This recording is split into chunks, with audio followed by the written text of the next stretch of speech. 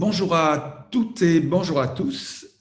Merci pour cette invitation à partager avec vous quelques réflexions autour du thème « Comment faire entrer l'alimentation dans l'urbanisme ?» Et je voudrais faire ça à partir de deux dimensions. La première, c'est d'une part, quels sont les défis actuels et d'autre part, quelles sont les réponses dans différentes parties du monde. Alors moi, je suis Yves Cabane et pendant nombreuses années, j'ai été plutôt sur le terrain comme chef de projet, responsable de projet, surtout en Amérique latine et puis maintenant beaucoup en Asie.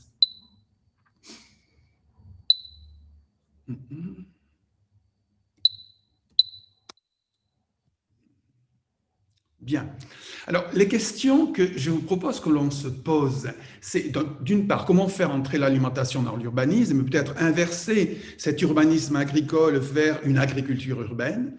Et puis, d'autre part, c'est se poser la question quelle contribution peut fournir la planification urbaine et régionale à la sécurité alimentaire. Alors, le point de départ, pour moi, il y en a deux, disons, dans cette courte présentation. C'est que, d'une part, jusqu'au début des années 2000, l'alimentation était complètement étrangère à la planification urbaine, qui était essentiellement pour construire des villes et éliminer l'agriculture. Pourquoi? Surtout dans un monde globalisé où il était plus simple de détruire des fermes et de l'exploitation dans les pays, en particulier du Nord, pour s'alimenter au Sud, détruisant les systèmes agraires du Sud. Alors, ce qui est intéressant, c'est que c'est beaucoup moins le cas aujourd'hui, cette étrangeté, ce lien manquant, puisque les pratiques locales se multiplient partout dans le monde, et ce qui est intéressant, dans des villes complètement différentes.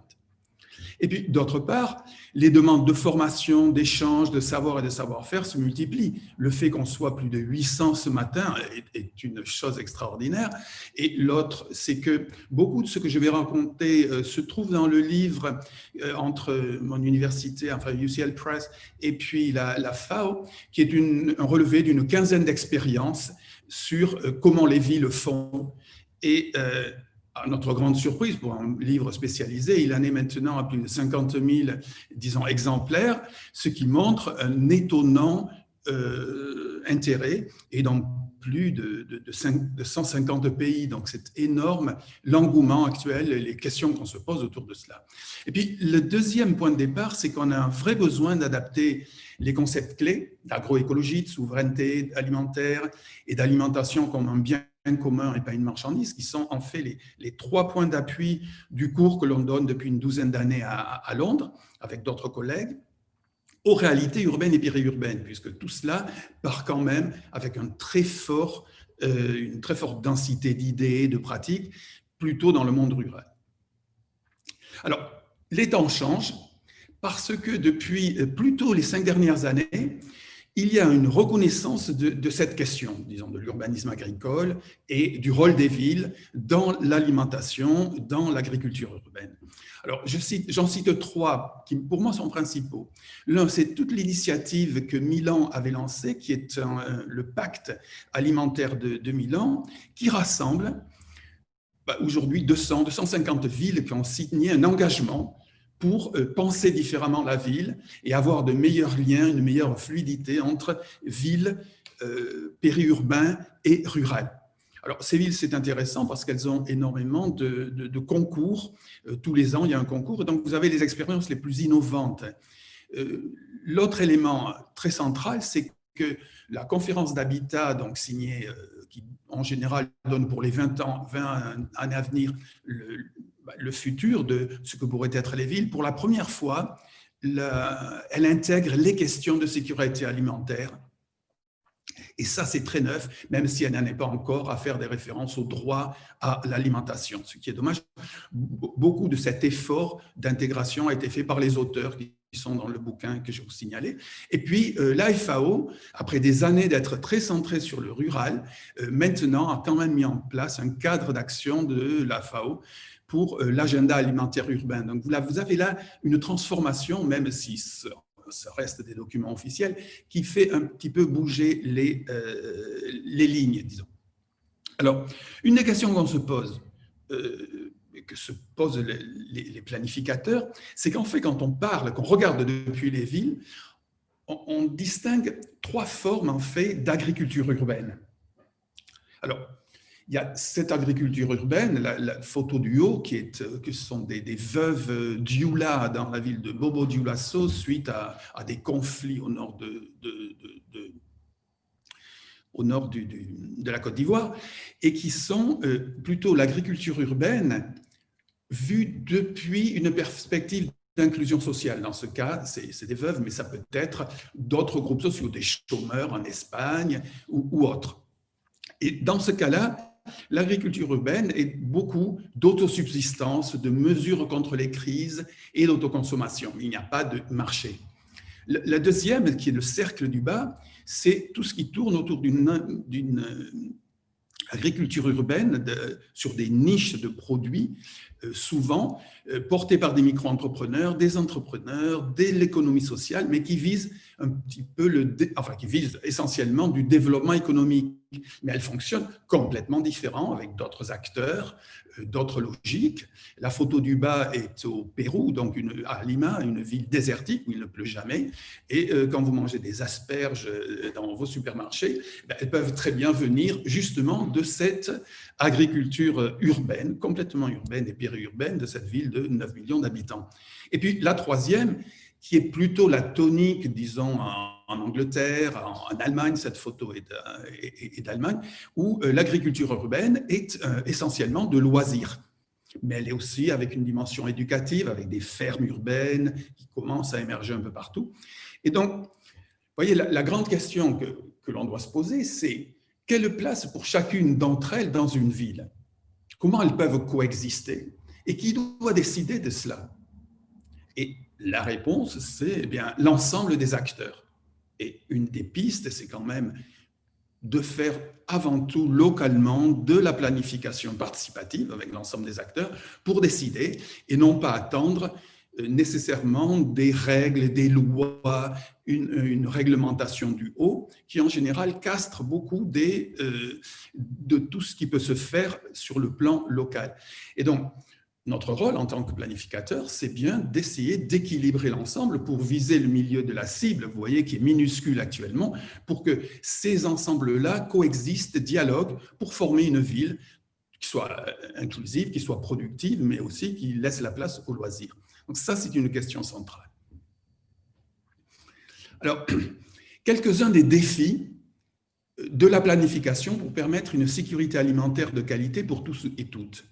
La première, Covid est là, mais ce n'est qu'une des longues séries qui existent, mais qui sont toujours portées par la question alimentaire. Donc, comment assurer, par exemple à Dakar, où 80% de l'alimentation se fait dans des marchés informels, comment assurer à la fois la vitalité de ces circuits, mais qui sont souvent des circuits courts, mais en même temps garantir que ces marchés aient des dispositifs différents, qu'ils traitent les ordures. Et ça passe par une série de règles d'urbanisme, mais liées avec d'autres secteurs. Dans ce cas-là, le secteur de la santé, le secteur des transports, le secteur des ordures. Donc, on passe vraiment de l'agriculture urbaine systémique, connectée aux autres secteurs. C'est sûrement un des très gros défis actuels. Par exemple, à Dakar, où je travaille. Le deuxième, qui touche moins l'Europe, mais qui, sur le plan mondial, est central, c'est que les systèmes alimentaires et l'alimentation des villes est en majorité, j'insiste sur cette, en majorité, liée au secteur informel. Quand vous regardez le nombre d'emplois non agricoles, dans l'Asie du Sud, c'est 82%, 70% en Afrique subsaharienne. Donc la grosse question qui se pose actuellement, c'est comment à la fois continuer à renforcer ces secteurs informels qui supposent des lieux de transformation, des lieux de stockage, des marchés, des lieux d'agriculture pour approvisionner ces villes, etc. Le troisième, bien sûr, les changements climatiques qui nous obligent à repenser la ville, non pas à partir simplement du foncier, du terrain, mais aussi de l'eau. Et ça, c'est quand même une nouvelle approche dans des tas de villes qui sont régulièrement inondées, ou des petites villes qui sont régulièrement inondées. C'est comment on travaille le foncier et la planification de l'eau.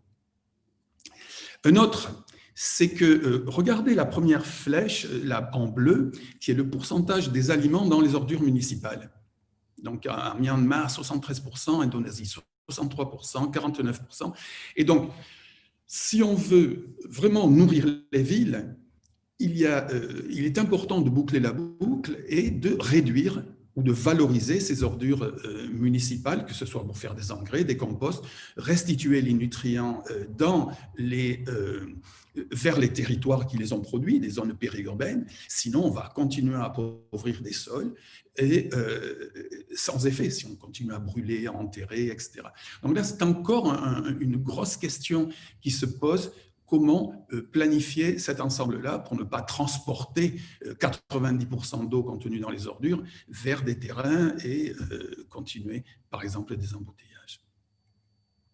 Alors, et Colline y insistait, j'insiste aussi, c'est pour nous, le défi, c'est aujourd'hui, en planification, c'est le défi de la sécurité foncière, mais pour l'ensemble de la chaîne alimentaire, non seulement pour produire, mais pour transformer, pour stocker, pour commercialiser. C'est la question la plus centrale. Défi gigantesque, c'est le modèle de développement urbain qui dévore à une vitesse extraordinaire les terres arabes.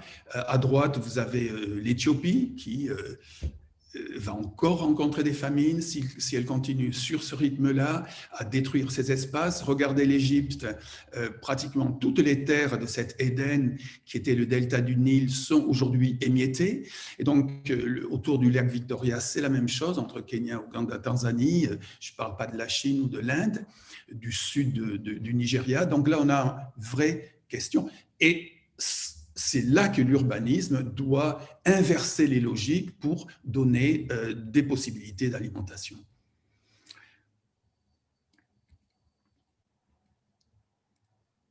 Alors, une autre question, c'est que beaucoup des expériences se font dans les très grandes métropoles et on oublie, c'est pour ça que le séminaire d'aujourd'hui est vraiment formidable, c'est qu'on oublie toutes ces petites villes, les terrains agricoles dans la pensée urbaine.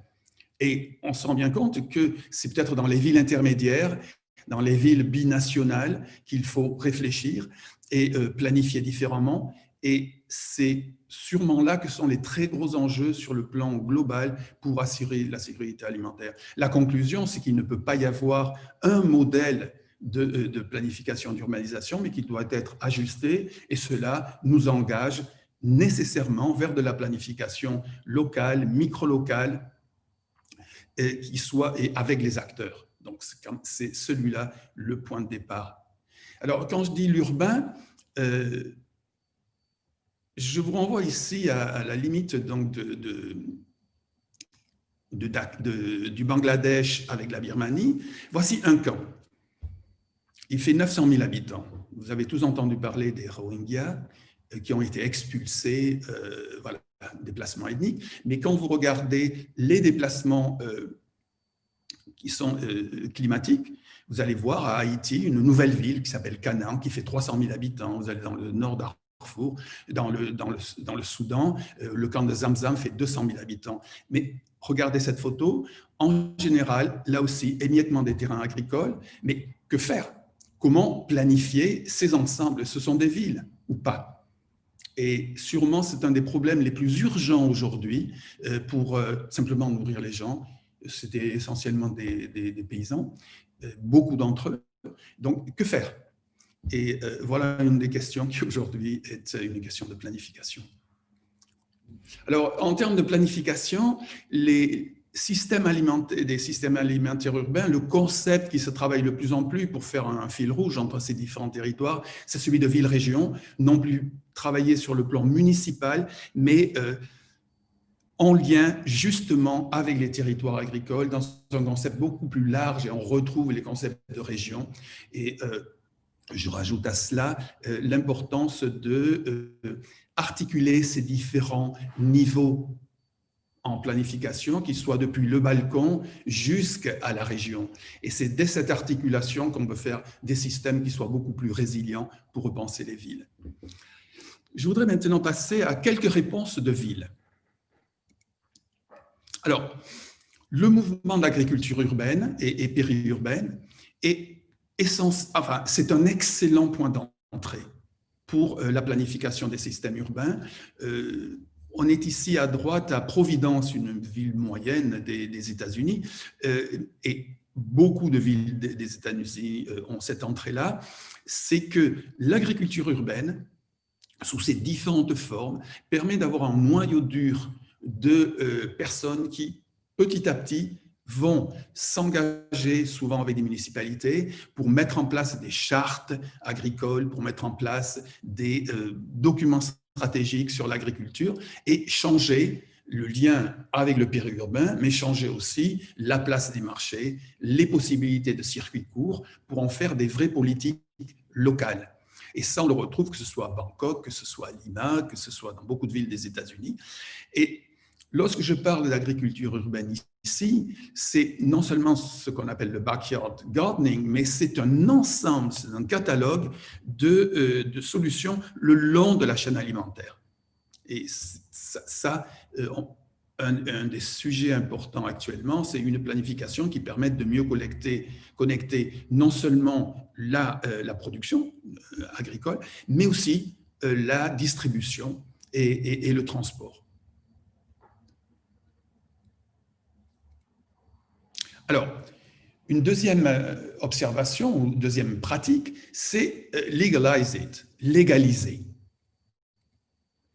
Je vous amène à Kampala, qualifié de cité-jardin africaine.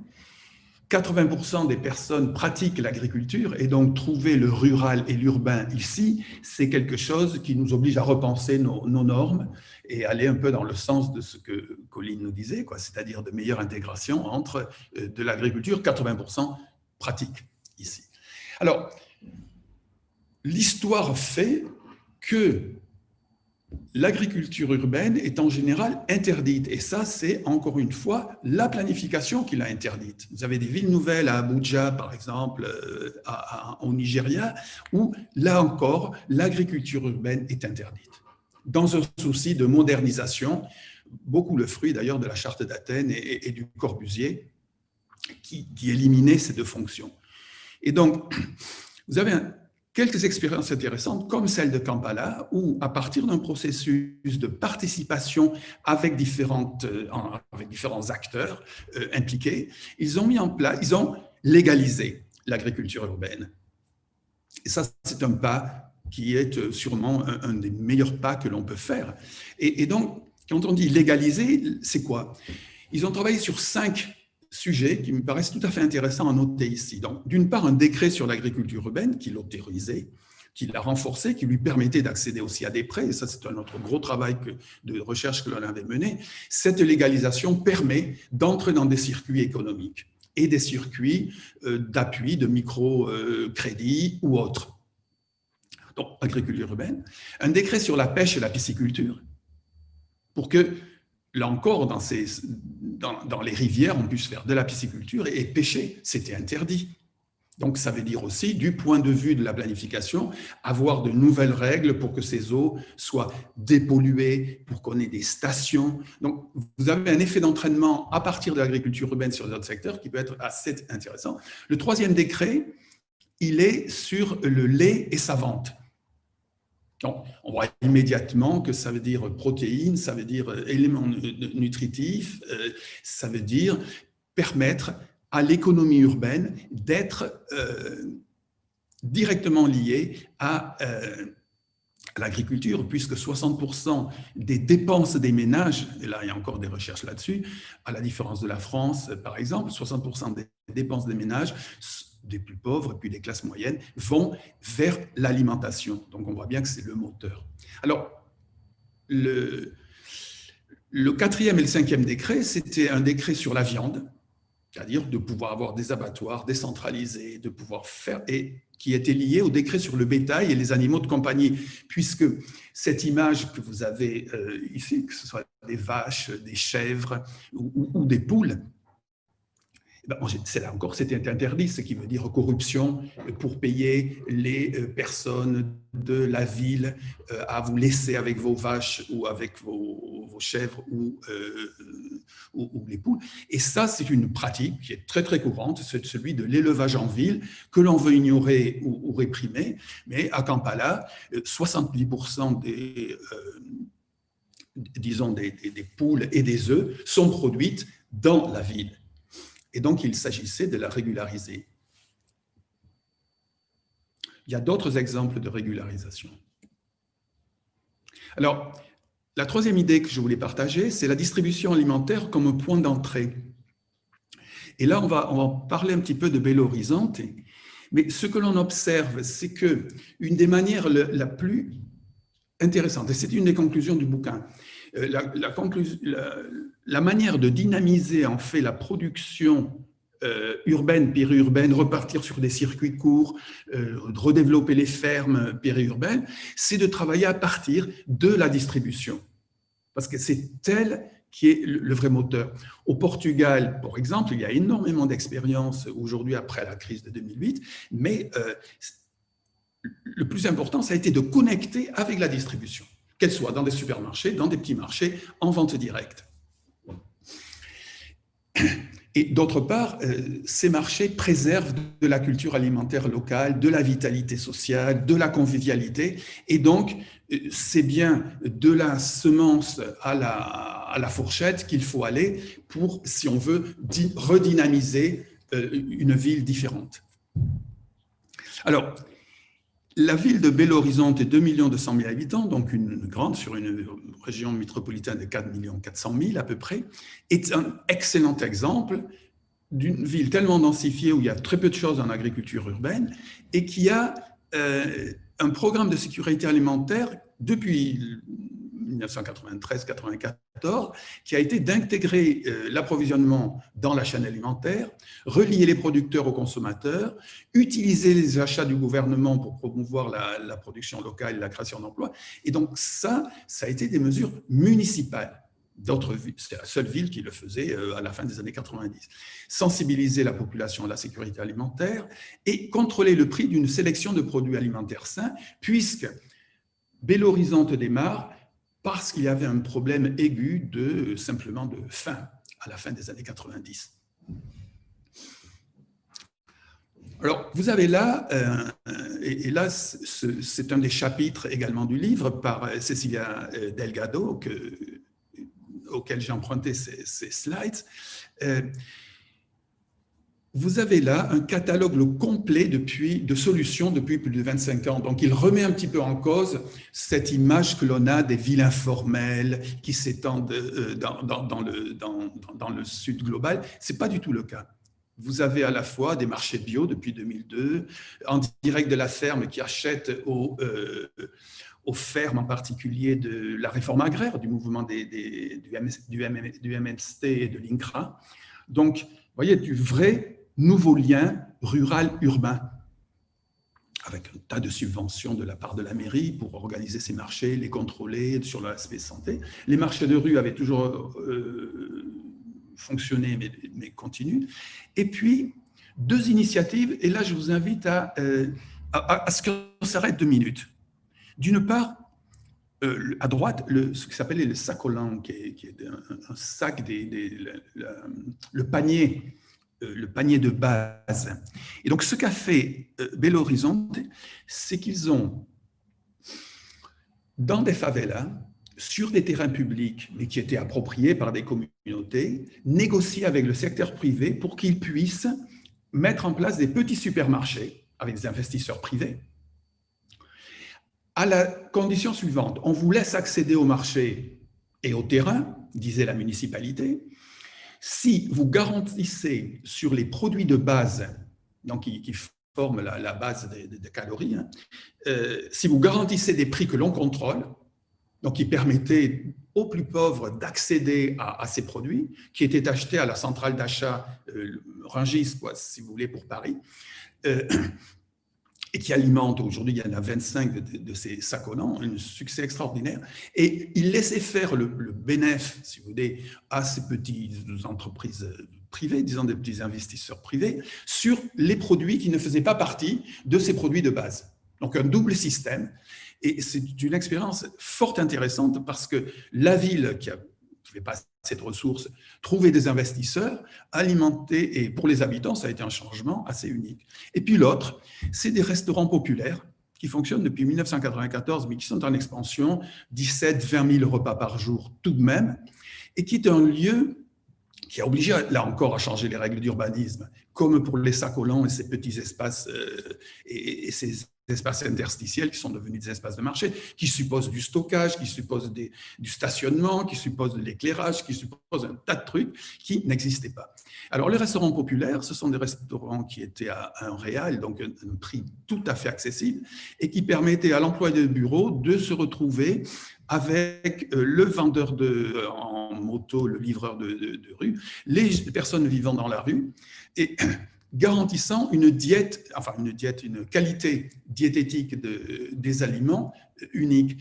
Et ça, voilà une expérience complètement municipale qui a changé les habitudes alimentaires, puisque c'était des produits contrôlés, et qui, en période de crise, est particulièrement intéressante. Alors, pourquoi ? D'une part, je dirais, là, il y a les 5 mondiaux.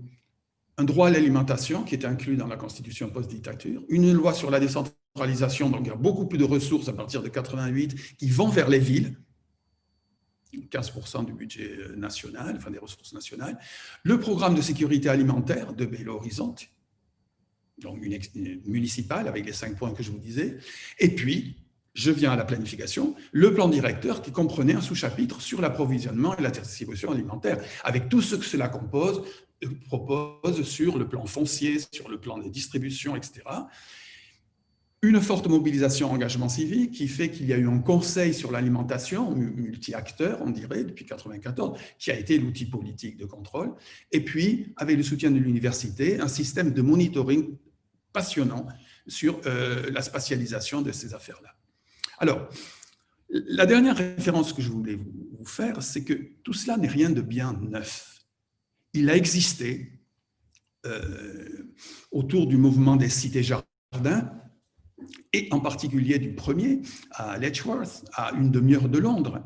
L'intégration de l'agriculture urbaine et de l'alimentation, et l'hypothèse, c'est qu'on a beaucoup encore à apprendre des cités-jardins qui, au départ, s'appelait The Social City. C'était la ville sociale qui était en fait une grappe de villes interconnectées, 35-50 000 habitants. Et lorsque vous allez à Letchworth, aujourd'hui, 50% du territoire à une demi-heure de Londres est encore cultivé. Cette ville, à la différence de beaucoup de villes planifiées, supposait un équilibre entre logement, emploi et agriculture. Mais surtout, et c'est le seul cas, dans l'histoire des cités-jardins britanniques et des cités-jardins dans le monde, c'était que le terrain était une propriété communautaire. Et ça, c'est un CLT, si vous voulez, donc un bien commun et, qui s'appelle freehold. Et les habitants, les personnes qui étaient sur les petites zones industrielles et d'emploi, les agriculteurs avaient ce qu'on appelle un lease, donc un bail, et c'était des leaseholders. Je vais revenir sur cet élément. Donc, assez étonnamment, vous avez une ville proche d'une des villes où le foncier est le plus cher, qui résiste fort bien, à la fois avec disons de l'agriculture et des produits qui sont bien sûr non GMO, parce que c'est imposé par la fondation qui gère la terre, donc cette fondation communautaire, qui à son époque transformait, vous voyez le fameux bacon, Letchworth bacon, qui continue puisque vous avez aujourd'hui de la plantation d'arbres fruitiers qui avaient été oubliés. Et là, je suis dans une ville de 30 000 habitants qui avait été oubliée et replantée, initiative communautaire, qui a donné lieu à un cidre local vendu dans le pub local, donc vraiment du micro, mais qui fonctionne, facilité par, encore une fois, la gestion collective des terres. Et l'héritage a des biens qui sont importants, mais insistons sur un point, c'est qu'ils ne veulent pas transformer ces terres en terres urbaines. Ils ont préservé leur héritage rural. Et pourquoi? Parce qu'ils ont le pouvoir dans cette affaire. Ce qui montre que l'on sort de l'agriculture urbaine pour avoir un vrai projet de ville. C'est le seul, enfin, l'un des seuls qui existe de cette manière-là. Et 120 ans après, ce que rapportent ces baux, si vous voulez, les loyers pour le foncier, permet d'avoir, quand on divise par le nombre d'habitants, un budget par habitant qui est supérieur au budget des municipalités. Donc c'est un double système qui est intéressant puisqu'il fonctionne, et il fonctionne dans un système complexe, le système anglais est complexe. Et vous avez là encore un catalogue parmi les plus passionnants de l'agriculture urbaine, vous voyez en façade, face à cet habitat bande bien anglais, jusqu'à des exploitations agricoles, des subventions nationales qui ont permis d'être classé dans ce qu'on appelle Natural Heritage et qui est d'obliger à agrandir, avoir des haies qui soient avec des passages qui permettent des cheminements pour les animaux, pour les hérissons, de la pollinisation, retrouver les abeilles, etc. Donc, je vous invite vraiment à regarder cette affaire-là. Et l'autre élément, qui est un élément un peu en filigrane lorsqu'on travaille sur ces questions de planification, c'est que Letchworth, au moment, vous voyez à droite, vous avez Women, You Can Dig for Victory. C'était un mouvement pendant la Deuxième Guerre mondiale, puisque l'Angleterre était assiégée, où il y a eu énormément d'agriculture urbaine, avec une très forte taux d'autonomie, montrant que c'était possible, et ça l'est toujours. Et Letchworth, que ce soit pendant la Première Guerre mondiale, juste après sa création autour des années 1900, que ce soit pendant la Deuxième Guerre mondiale, a été un exemple de résilience pour une production alimentaire locale avec un très grand nombre de produits et qui continue aujourd'hui. Alors, pourquoi à droite, ici en bas, vous avez une ferme, école énorme qui est financée grâce à la Heritage Foundation, donc c'est la propriétaire actuellement des terres. Mais vous avez aussi au-dessus des allotments, donc des jardins partagés, avec des coopératives qui permettent de faire des achats et donc d'acheter des pommes de terre à un prix beaucoup plus bas, et puis en faisant des petits sacs pour que chacun de ces personnes qui ne sont pas nécessairement riches puisse y accéder. Donc tout un tas de circuits entre le coopérativisme et la grande distribution qui sont là encore assez exemplaires. Alors, à partir d'une recherche qu'on a menée avec les étudiants pendant une dizaine d'années et avec l'ancien maire de Letchworth, on a essayé de savoir pourquoi plus de 100 ans après, plus de 50% de la terre est cultivée sous de multiples formes. Bon, d'une part, la terre est un bien commun, même si sous les années Thatcher, les logements, les leaseholders, enfin les personnes qui avaient des baux ont pu devenir propriétaires, mais l'ensemble pratiquement encore de la terre est un bien commun sous une forme de Community Land Trust, bon, de fondation foncière communautaire. D'autre part, vous avez un organisme qui est la Heritage Foundation, qui est propriétaire du sol, de la gestion des opérations de développement et de l'urbanisation, et qui redistribue les bénéfices fonciers. Vous avez un cinéma dans les banlieues de Londres, c'est presque impossible pour une ville de 30 000 habitants, un cinéma qui existe. Vous avez un petit musée, un centre d'information, un hôpital gratuit pour les personnes âgées, un transport gratuit. Donc, ça redistribue bien, mais ça montre bien que cette agriculture urbaine, qui rapporte 800 000, presque 1 million d'euros par an, à la Fondation, montre bien que l'agriculture urbaine repensée dans des villes est un moteur de développement au sens large, social. Alors, le troisième élément qu'on a détecté, c'est le pouvoir et la capacité de décision donnée aux habitants. Alors, c'est des organisations locales de base capables de maintenir vivants les idéaux de la cité-jardin. Et là, vous avez l'association horticole, 800 personnes qui participent actuellement, qui a 100 ans, qui vient de fêter ses 100 ans, et qui est un dynamiseur à partir de foires, presque tous les ans, d'événements où les agriculteurs montrent leurs plus beaux produits, introduisent des nouveaux produits. Donc, c'est quelque chose qui est très intéressant. Et puis, les jardins communautaires que vous avez à droite, et ce sont elles qui, en fait, formatent le paysage et lui donnent son actualisation, retrouver des espèces d'arbres, faire du cidre ou autre. Et puis, le quatrième élément, c'est dans des entreprises locales, d'économie sociale surtout, mais aussi d'autres, qui sont engagés dans le développement durable local. Donc, on retrouve cette idée de charte pour l'agriculture, mais ça nous montre bien que c'est possible. Et donc, si vous voulez aller plus loin, j'ai mis ici quelques éléments que j'ai d'ailleurs envoyés à Colline, qui est l'un, c'est Food Planning in Garden Cities. Alors, pourquoi l'HOF est important? Parce que tout cela venait quand même du socialisme utopique, et des idées, disons, avant même le mouvement bolchevique, disons, et le communisme classé de scientifique. Lénine a visité Letchworth, par exemple, quand il était réfugié à Londres. Et ce projet communautaire, suite à la Première Guerre mondiale, et au moment des retours des soldats, il a été quand même banni en Angleterre, et les terrains sont devenus des terrains publics pour les autres villes nouvelles. Quand vous regardez aujourd'hui, ces villes sont devenues des villes normales, que ce soit Welwyn Garden City, que ce soit Stevenage, que ce soit Milton Keynes. Elles n'ont pas du tout cela parce que les terrains ont été transformés dans des terrains urbains, et ça n'a pas été le cas ici. Donc, Letchworth est essentiel.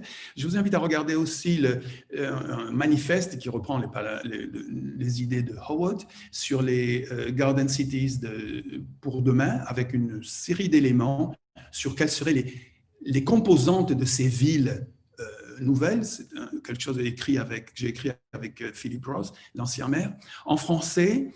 Dans le livre qui vient de paraître aux éditions du CNRS, Ville vorace et Ville frugale, sous la direction de Thierry Paco et Gilles Fumé, il y a un chapitre sur Letchworth qu'on a fait, mais aussi en anglais, mais ça a été traduit, certains articles en espagnol, le nôtre entre autres, et en français, je crois, ça devrait être bientôt. C'est par les perspectives sur les community land trusts, sur ces collectivités foncières qui, aux États-Unis, à 30%, font de l'agriculture. Et donc ça, c'est quand même un nouveau mariage qui existe, qui est là aussi encore tout à fait fascinant. Il existe un centre d'expertise sur le sujet. Et le dernier que je vous signale, c'est un effort de comparaison sur ces villes, disons, de 30 000 habitants, à partir de Letchworth, et une ville du Brésil, Águas de São Pedro, beaucoup plus petite, 5-6 000, et puis Magarpata en Inde, qui, elles aussi, sont des villes à carbone zéro, par exemple, aujourd'hui, et parmi les plus vertes du pays. Et Águas de São Pedro au Brésil est la première ou deuxième ville des 5 000 brésiliennes en termes d'indice du développement humain en français. Et donc, ça montre bien qu'elles apportent une qualité de vie, elles apportent des solutions au-delà de l'alimentation. Donc, c'est un premier effort qui est dans cette revue allemande appelée Topos qui vient de sortir. Alors, pour terminer, c'est peut-être vous dire, les outils sont disponibles. Le recueil fait dans le livre, puis dans d'autres expériences, montre bien qu'aujourd'hui, on a beaucoup d'instruments, je dirais qu'on en a pratiquement assez, pour vraiment repenser les villes à partir de liens différents, de relations ville-campagne, non pas cette coupure dont nous parlait Colline, et pour faire de la planification des méthodes robustes. Il suffit de mettre tout cela ensemble, monter des cours qui n'existent malheureusement pas pour avoir une nouvelle génération de planificateurs. Alors, j'en cite 5 grands chapitres, disons. Les premières, c'est tout ce qui est de l'ordre des cartographies, des études initiales, des diagnostics, que ce soit pour mesurer les déserts alimentaires. Donc, on part l'absence d'accès des plus pauvres à des produits de qualité, disons d'une nourriture de qualité, des mesures, des green mapping, qui sont les mesures des fonciers disponibles et des fonciers vacants, aller au-delà de la ville asphaltée pour avoir des vraies politiques municipales. C'est comme ça que commençait Rosario, en Argentine, qui est un des exemples de ville urbaine disons, agroécologique aujourd'hui, c'est un des grands exemples. Donc là, on a énormément d'outils pour bien démarrer et de manière participative.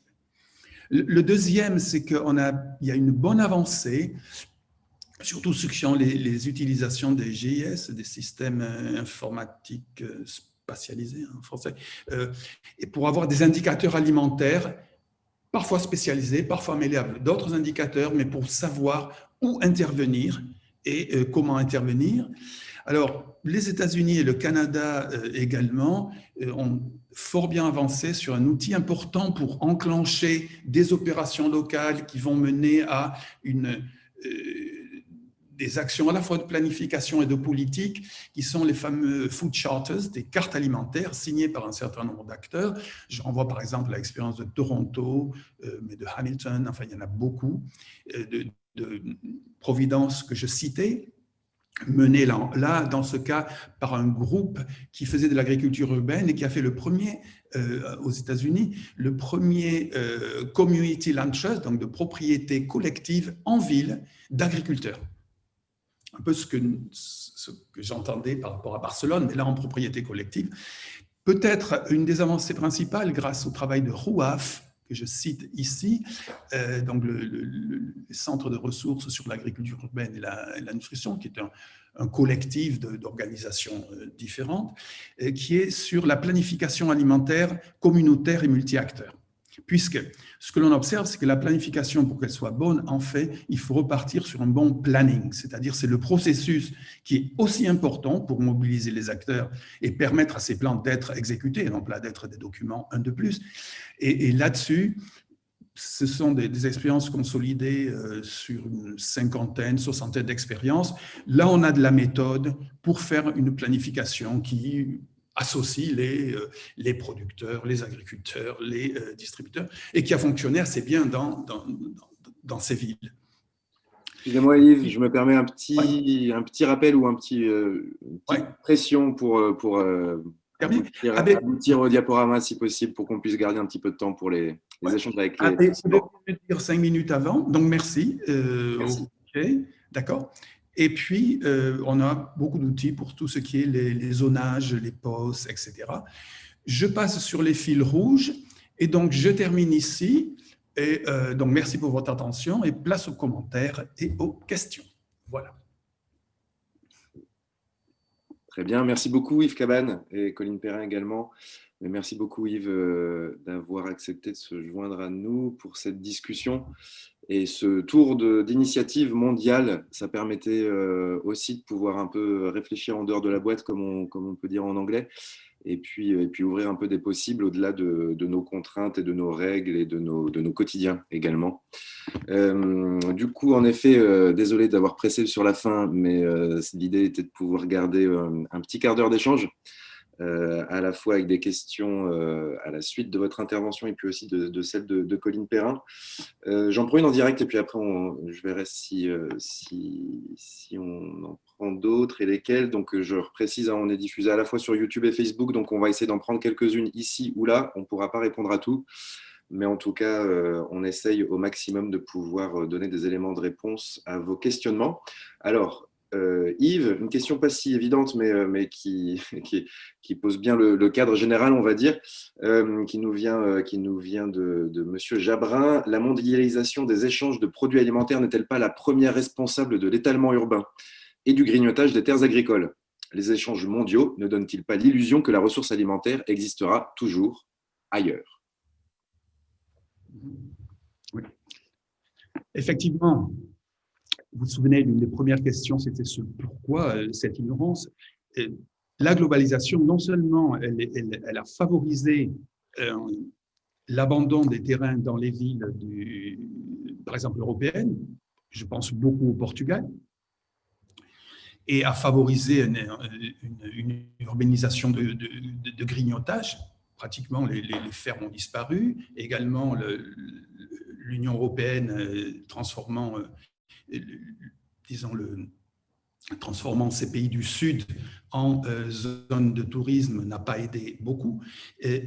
Mais ce qu'il y a de certain, c'est que l'impact de cette globalisation, il va avoir un effet, en particulier avec le land grabbing, l'accaparement des terres, il va avoir un effet sur les systèmes d'alimentation des villes petites, moyennes, grandes du Sud, de systèmes qui produisaient des protéines, des vitamines et créer de l'emploi local, vont être transformés en réserves pour alimenter ces villes dans une perspective de sécurité alimentaire. Singapour, par exemple, est en train d'accaparer des terrains, que ce soit en Malaisie, que ce soit en Indonésie, que ce soit au Vietnam, pour assurer sa sécurité alimentaire.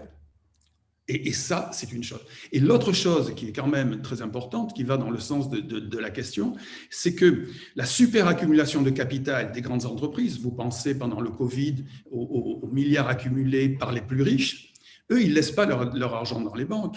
Ils ont tendance à acheter de la terre, d'une part, et on assiste depuis 10 ans maintenant, et ça c'est largement noté, à une spéculation, disons les biens alimentaires, que ce soit le riz ou beaucoup de produits, deviennent des produits sur le stock exchange, sur la bourse des valeurs. Donc vous avez une privatisation, et donc on se retrouve avec une nouvelle étape qui est la spéculation sur les produits agricoles, qui elle aussi va entraîner une destruction complète des systèmes agricoles et un appauvrissement général des zones productives qui sont des monocultures, que ce soit le soja au sud du Brésil par exemple, mais qui fait que la petite agriculture familiale disparaît et est complètement aux mains de ces outils-là. Donc les effets ils sont pervers des deux côtés.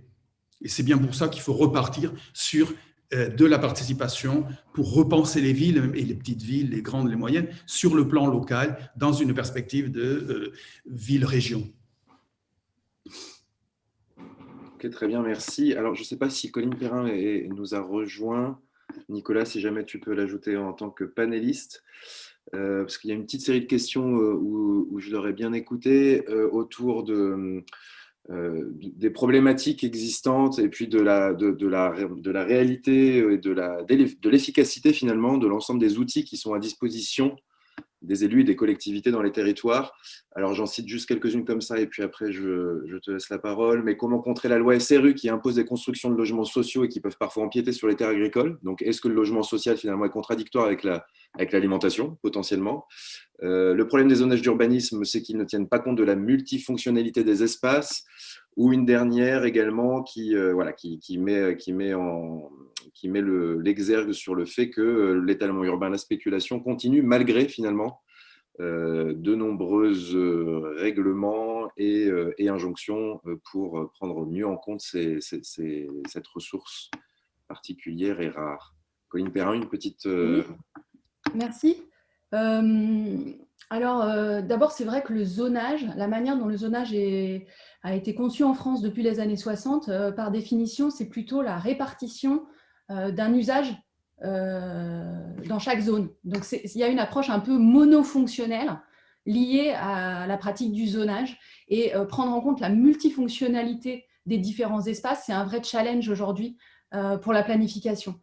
Par contre, je pense qu'il ne faut pas opposer des enjeux comme le logement social et l'accès à un logement décent pour tous d'un côté et la préservation des terres agricoles, parce que je pense qu'en fait, c'est deux enjeux qui sont majeurs à l'échelle nationale et que, en fait, on ne peut pas en prioriser l'un sur l'autre, mais que par contre, à l'échelle locale, dans les décisions d'urbanisme, les deux se posent rarement sur les mêmes espaces. Et concrètement, les logements sociaux sont généralement construits dans des espaces urbains denses ou à proximité immédiate et pas au milieu des espaces agricoles. Et leur emprise totale pour une petite commune va être finalement limitée en termes de nombre d'espaces. Et c'est vrai que dans les commentaires, il y a pas mal de commentaires sur YouTube qui disent que oui, ça ne marche pas toujours. ces documents d'urbanisme, qu'il y a toujours des pressions, etc. Et c'est exactement pour ça qu'en fait, on fait le projet Récolte, c'est pour montrer qu'il y a des endroits où ça marche et où faire connaître ces initiatives, faire connaître les leviers d'action, c'est aussi une manière de faire prendre conscience aux citoyens et aux élus qu'on peut agir sur le foncier agricole. Si on continue à dire que ça ne marche pas et qu'on ne peut rien faire, bah forcément, il ne se passera rien. Mais à partir du moment où on voit qu'il y a de plus en plus d'initiatives de collectivités locales qui réussissent à bouger sur cette question-là, eh ben, on peut changer les choses. Voilà. Super, merci. Alors, une autre question sur l'éventualité d'une coexistence de deux mondes agricoles et alimentaires. Donc, c'est une question de Jonathan Dubrul qui nous demande: n'existe pas un risque de développement agricole dual en promouvant d'un côté l'installation de microstructures urbaines et périurbaines, tout en laissant de grandes exploitations se concentrer? Et est-ce qu'il n'y a pas plutôt un enjeu de construire un modèle du milieu, si on peut résumer la deuxième partie de sa question? Yves Cabane, une réaction par rapport à cet enjeu? Oui.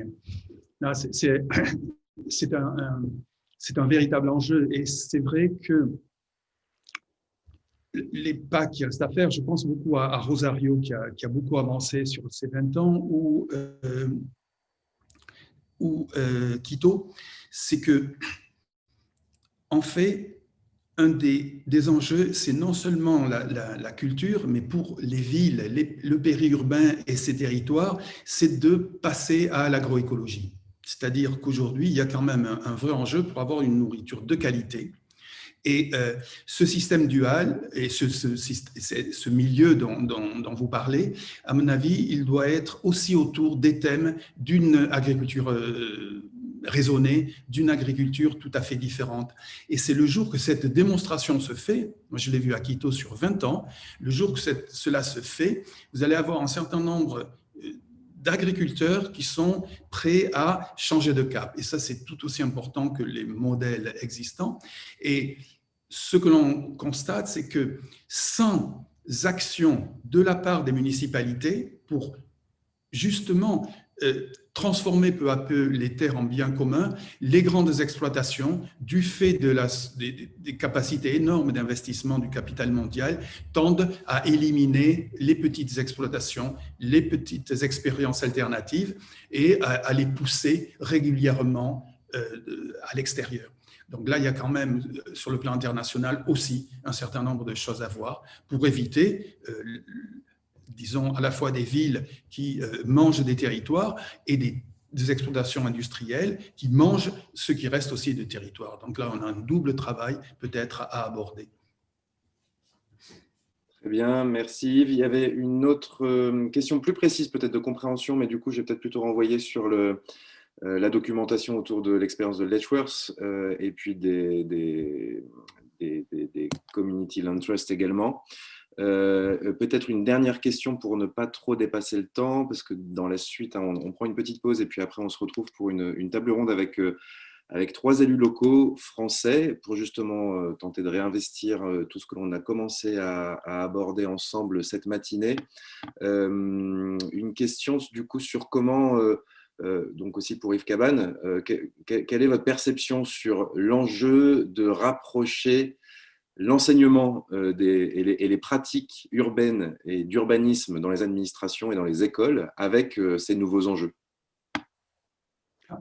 Central.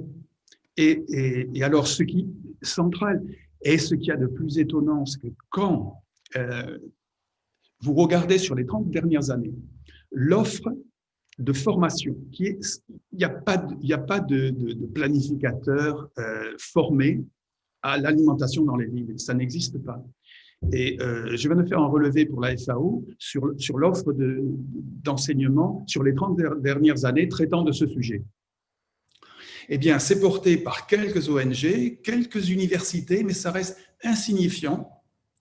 Et le lien avec les pratiques l'est tout autant. C'est pour ça que le petit cours que l'on fait à Londres, qui essaie justement d'aller à Letchworth, de faire venir le maire, de montrer les alternatives qui se font aujourd'hui tout au long de la chaîne alimentaire, c'est complètement marginal, alors que ça devrait être central. Et là, si on ne pense pas que d'ici 10, 20 ans, il nous faudra des planificateurs différents, eh bien, où est-ce qu'on ira? Là, vous avez complètement raison, la personne qui a posé la question.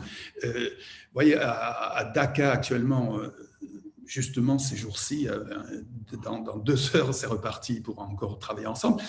On est en train de travailler avec l'association des planificateurs du Bangladesh, bousculés par les changements climatiques. Toutes les villes s'inondent, l'Everest est en train de perdre sa glace, donc ça inonde le terrain. Très forte croissance. Et il n'y a pas de formation.